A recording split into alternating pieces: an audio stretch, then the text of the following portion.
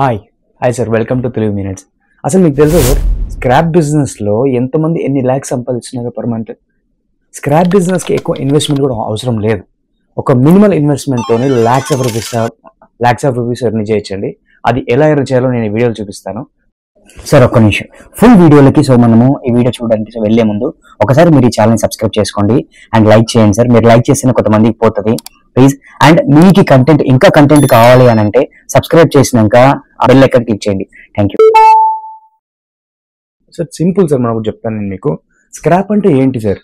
Scrap అంటే మీ అందరికి items, use అయిన ఐటమ్స్ ఉంటాయి. అది పేపర్ కావచ్చు సార్, ఏదైనా స్టీల్ ఐటమ్స్ కావచ్చు, మెటల్ కావచ్చు, ఏదైనా కావచ్చు. అండ్ ఇదే కాదు సార్, రకరకాల కన్స్ట్రక్షన్ సైట్స్ ఉంటాయి అండ్ రకరకాల కెమికల్ సైట్స్, ఇండస్ట్రీస్ ఉంటాయి. అక్కడ వాళ్ళు యూజ్ చేసిన తర్వాత ప్రోడక్ట్స్ని ఏదైతే వేస్ట్ ఐటమ్స్ ఉంటుందో ఆ వేస్ట్ ఐటమ్ నుంచి వాళ్ళకి ఎంతో అంత రావాలి ఇన్కమ్ అని చూస్తారు. అప్పుడు దాన్ని వాళ్ళు సేల్ చేయాలని చూస్తారు సార్. ఆ కొనడమే సార్ మన బిజినెస్ ఇక్కడ. సార్ మనము ఫస్ట్ స్క్రాప్ బిజినెస్ని స్టార్ట్ చేయాలి అని అంటే ఫస్ట్ మనం చేయాల్సింది సార్ రీసెర్చ్ చేయాలండి. అండ్ ఆ రీసెర్చ్ ఏంటంటే సార్, మనం ఎక్కడ అంటే ఇప్పుడు వాళ్ళ దగ్గర అంటే కస్టమర్తో తీసుకున్నప్పుడు ఏదైతే ఐటమ్స్ ఉంటాయో సార్ వాళ్ళ దగ్గర మనం తీసుకున్నప్పుడు ఈ ఐటెంని ఎక్కడ అమ్మాలి అని అంటే ఫస్ట్ మనం చేయాల్సిన రీసెర్చ్ అండి. మన చుట్టుపక్కల ఏరియాలో ఎక్కడైతే ఆ నియర్ బై ఏరియాలలో ఈ స్క్రాప్ ఐటెంని మన కస్టమర్తో తీసుకున్నాక ఇది ఎక్కడ సేల్ చేయాలి సార్? దీనికి మనం ఏం చేయాలి సార్ అంటే సార్ రీసైకిల్ సెంటర్స్ ఉంటాయి సార్. అంటే సార్ రీసైకిల్ సెంటర్స్ అంటే చెప్తాను మీకు. సంథింగ్ ఏదైనా మ్యానుఫ్యాక్చరింగ్ చేసేవాళ్ళు ఉంటారు సార్. ప్లాస్టిక్స్ ఐటమ్ చేసే వాళ్ళు ఉంటారు, కొన్ని ఐటమ్స్ చేస్తారు. డబ్బాలు కానివ్వండి, కుర్చీలు కానివ్వండి, అలా ఉంటాయి. అది కాకుండా స్టీల్ మెటల్ చేసే వాళ్ళు ఉంటారు సార్. స్టీల్ మెటల్స్ అవన్నీ చేసేవాళ్ళు వాళ్ళు ఒకటి. అండ్ గ్లాస్ ఐటమ్స్ చేస్తారు కదా సార్. అదే సార్ మన గ్లాస్ ఐటమ్స్ ఉంటాయి సార్. కొన్ని ఇది మిర్రర్స్ కావచ్చు, లేదంటే గ్లాస్ జార్స్ కావచ్చు, ఇలా మ్యానుఫ్యాక్చరింగ్ చేస్తారు. అంటే ఈ ఐటమ్స్ మన షాప్ దగ్గర మనమైతే కస్టమర్తో తీసుకుంటామో అది వచ్చిన తర్వాత ఆ ఐటమ్స్ని రీసైకిల్ వాళ్ళకి సేల్ చేసామనుకోండి, మనకు ఎక్కువ ప్రాఫిట్ వస్తుంది. ఎందుకంటే ఆ ఐటమ్ వాళ్ళకి రిక్వైర్మెంట్, అది సప్లై కావాలి. అది మనము ఇప్పుడు వాళ్ళు ఇంకెక్కడ తెచ్చుకున్నారు అనుకోండి, మెటీరియల్ ఉంది, అప్పుడు వాళ్ళకి ఏమైపోతుంది అని అంటే అది హెవీ కాస్ట్లో పడుతుంది. అదే మనం వాళ్ళకి సేల్ చేసామనుకోండి, ఇది రెగ్యులర్ సప్లై ఉంటుంది.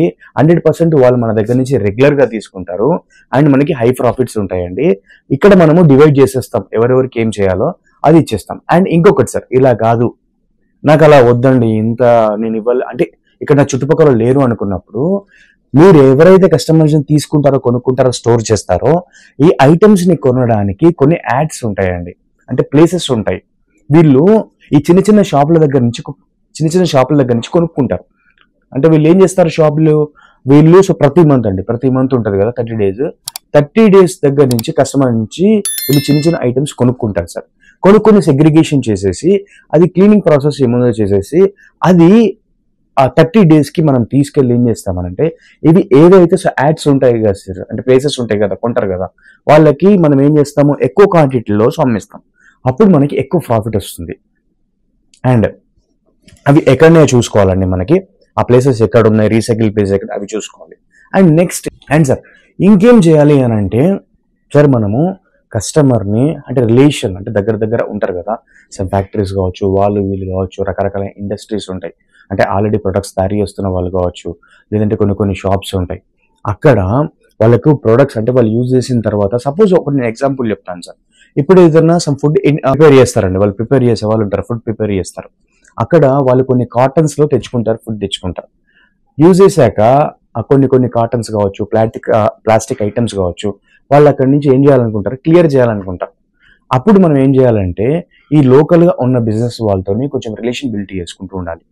అంటే మనం ఏం చేయాలి అంటే వాళ్ళు వెళ్ళి, సార్ మేము ఇట్లా స్క్రాప్ షాప్ పెట్టాము, మీకు స్క్రాప్ ఉంటే చెప్పండి, మీ దగ్గర నుంచి మేమే తీసుకెళ్తాము అండ్ ఫ్రీ ఆఫ్ కాస్ట్లో ట్రాన్స్పోర్ట్ చేస్తాము, మేమే వచ్చి తీసుకెళ్ళి మీ అమౌంట్ మీకు ఇచ్చేస్తామని చెప్పారనుకోండి, అతను మీకే రెగ్యులర్గా వేస్ట్ ప్రోడక్ట్ని సేల్ చేస్తాడు. ఇలా మీరు రెగ్యులర్ బిజినెస్ని చేసుకోవచ్చు. అండ్ సార్ ఇంకొకటి ఏం చేయాలంటే సార్, మీరు స్టార్ట్ చేయగానే కొంచెం లోకల్గా సమ్ పాంప్లెట్స్ అవి తీసుకొని, న్యూస్ పేపర్స్ ఉంటాయి కదండి, అక్కడ మార్నింగ్ వెళ్ళిపోయి వాళ్ళకి ఇచ్చేసామనుకోండి, న్యూస్ పేపర్లో మీ పాంప్లెట్ని చేసి వాళ్ళు ఏం చేస్తారంటే ప్రతి ఇంటికి ఇస్తారు. అప్పుడు వాళ్ళకి ఏమన్నా వేస్ట్ ఐటమ్స్ ఉంటే మీకే కాల్ చేస్తారు. అప్పుడు మీరు ఏం చేయాలంటే సార్ రెగ్యులర్గా సో వెళ్ళడం, వాళ్ళు కాల్ చేశాక కొంచెం పికప్ చేసుకోవడం అలా చేశారనుకోండి, నెక్స్ట్ టైం సో ఇంకేమున్నా కూడా అంటే వేరే వాళ్ళు కావాలన్నా కూడా మీకే రిఫర్ చేస్తారు.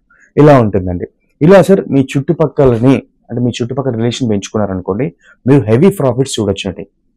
సార్ ఓకే రైట్ సార్, నాకు దీనికి లైసెన్సెస్ కానివ్వండి, అంటే గవర్నమెంట్ నుంచి స్టేట్ గవర్నమెంట్ అంటే మన స్టేట్లో పెట్టామనుకోండి, స్టేట్ గవర్నమెంట్ నుంచి నేను ఏమేమి తీసుకోవాలి సార్, నాకు ఏం లైసెన్స్లు అవసరం ఉంటాయి, నేను ఒకసారి స్టార్ట్ చేసినాక మళ్ళీ లీగల్గా నాకు ఏ ప్రాబ్లం రావద్దు అని అనుకుంటే సార్ నేను ఇక్కడ మీకు చెప్తాను చూడండి.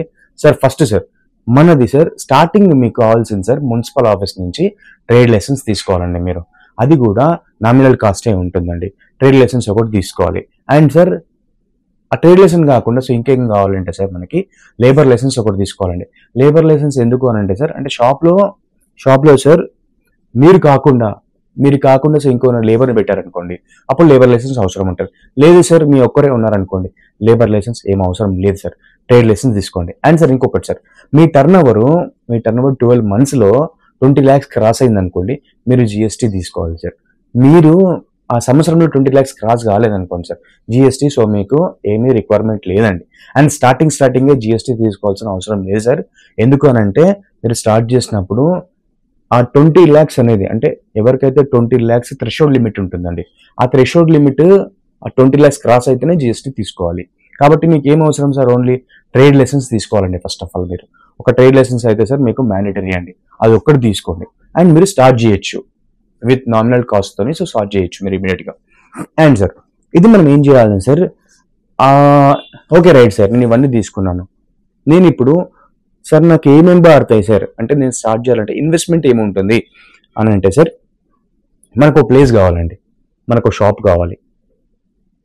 లేదు సార్ నేను ఆన్లైన్లో చేసుకుంటాను అని అంటే మీరు ఆన్లైన్లో సంథింగ్ ఏదైనా మీరు ఒకటి క్రియేట్ చేసుకోండి, సమ్ వెబ్సైట్ క్రియేట్ చేసుకోండి, ఆన్లైన్లో ప్రమోట్ చేసుకోండి. చేసుకున్న తర్వాత ఆన్లైన్లో సో మీకు లీడ్స్ వస్తాయి కానీ కస్టమర్ కాల్ ఇస్తారు కదా, అక్కడికి వెళ్ళి తీసేసుకొని మీరు ఒక గోడౌన్ ఉంటే గోడౌన్లో పెట్టుకోండి, లేదు మీరు డైరెక్ట్ అంటే చేసుకోవచ్చు. కానీ ఇక్కడ ఏంటంటే సార్ మనకి ఏదైనా స్టోరేజ్ ప్లేస్ అనేది కంపల్సరీ కావాలి. ఎందుకంటే మనం చిన్నగా తీసుకుంది సార్, మనము అప్పుడప్పుడే సేల్ చేయం కదా సార్, అవన్నీ మనం తీసుకొచ్చి ఒక దగ్గర స్టోర్ చేసి దాన్ని సెగ్రిగేషన్ చేసి అంటే ఏ ఐటమ్ని ఎలా చేయాలి అంటే ప్లాస్టిక్ని ఎలా తీయాలి, పేపర్ ఎలా విడదీయాలి, ఇవన్నీ చేసేసి మనము 30 daysకి సేల్ చేసేస్తామండి బల్క్లో. అప్పుడు మనకి బల్క్ అమౌంట్ వస్తాయి. అండ్ సార్ ఒక స్టోరేజ్ కావాలండి, ప్లేస్ కావాలి. సంథింగ్ ఒక షాప్ పెట్టారనుకోండి సార్, మనము ఆ షాప్కి ఏంటంటే లోకల్ వాళ్ళు చూస్తూ ఉంటారు మీ దగ్గరికి, సో వాళ్ళు ఏం చేస్తారంటే సో మీ దగ్గర రెగ్యులర్గా వస్తారు. అండ్ సార్ ఇంకేం కావాలి సార్ అని అంటే సార్ మనకు జోకుతాం కదా సార్, వెయిట్ చేస్తాం కదా సార్, వెయిట్ మిషన్ ఒకటి కావాలి సార్. ఓకేనా సార్, మన వెయిట్ మిషన్ ఒకటి, ఒక ప్లేస్ ఒకటి కావాలి మనకు. అండ్ ఇంకొకటి సార్ మీకు స్టార్టింగే ట్రాన్స్పోర్ట్ అనేది అవి ఏం అవసరం లేదండి. ఎందుకంటే 2-wheeler ఉంటుంది కాబట్టి ఇక్కడ చిన్న ఉన్నాయనుకోండి సో తీసుకోవచ్చు. లేదు సార్ నాకు బిజినెస్ బాగుంది ఇంకొంచెం నేను చేయాలనుకుంటున్నానంటే మీరు ఎక్కడైనా సెకండ్ హ్యాండ్ది ఆటో కొనుక్కోండి. ఎక్కడన్నా సెకండ్ హ్యాండ్ ఉంటాయి కదండి, ఆటో ఉంటాయి కదండి, సమ్ 50,000 నుంచి 1 lakh లోపు ఉంటుంది, ఇది తీసుకోండి. అది తీసుకొని సో మీరు ట్రాన్స్ఫర్ కూడా చేసుకోవచ్చు అండి, అట్లా చెప్పి హెవీ ఇన్వెస్ట్మెంట్ ఉంటాయి. ఇది సార్ ఈ 3 సార్ మనకి. అండ్ ఇంకొకటి సార్ రైట్, ఇవన్నీ అయినాయి సార్. మనకి ఏ మెటల్కి ఎంత అమౌంట్ వస్తుంది అని అంటే సార్ మనకు హెవీ అంటే మంచిగా ప్రాఫిట్ వచ్చేది sir metal, copper, aluminium, steel items అండి, ఇవండి ఎక్కువ వస్తాయి. అండ్ పేపర్ ఇవన్నీ ప్లాస్టిక్స్ అనుకోండి, దానికి మనము మొత్తం డివైడ్ చేసుకోవచ్చు. అండ్ ఓవరాల్గా పర్ మంత్ మీరు 50,000 నుంచి 50,000 అయితే సార్ ఈజీగా సంపాదించవచ్చు అండి. అండ్ అబోవ్ 50,000 అనేది అది మీరు ఎంత చేసుకుంటే అంత ఉంటుందండి, కానీ మినిమం ఇన్వెస్ట్మెంట్ అండి ఇది. అండ్ సార్ ఇంకా మీకు డీటెయిల్స్ కావాలి అని అంటే సార్ నేను ఇప్పుడే చెప్తున్నాను, ఇక్కడ నేను ప్రతిదీ సో ఫుల్గా పెట్టలేకపోతున్నాను, కానీ మీకు ఫుల్గా కావాలంటే సార్ ఎలా చేయాలి, ఇంకా మేము ఎక్కడ సేల్ చేయాలి అండ్ ఎక్కడెక్కడ ప్లేసెస్ ఉన్నాయి సార్ అవి అని మీకు ఇన్ఫర్మేషన్ కావాలి అని అంటే మీరు నాకు ఏం లేదు సార్, ప్లీజ్ లైక్ చేయండి అండ్ కామెంట్ చేయండి సార్. మీకు నేను క్లియర్గా నేను మొత్తం చేస్తాను, వీడియో చేస్తాను. ఇది కాకుండా సార్ మాకు ఏదైనా షాప్ చూపెట్టండి, ప్రజెంట్ ఇప్పుడు చేస్తున్నారు బిజినెస్ చేస్తున్నారు కదా, సో వాళ్ళ వీడియో తీయండి పెట్టండి అంటే 100% నేను వాళ్ళకి తీసి పెడతాను సార్, మీకు ప్రతి వీడియో తీసి పెడతాను. ప్లీజ్ నాకు కొంచెం సపోర్ట్ చేయండి, సబ్స్క్రైబ్ చేసి లైక్ చేసి కామెంట్ చేయండి సార్. Thank you.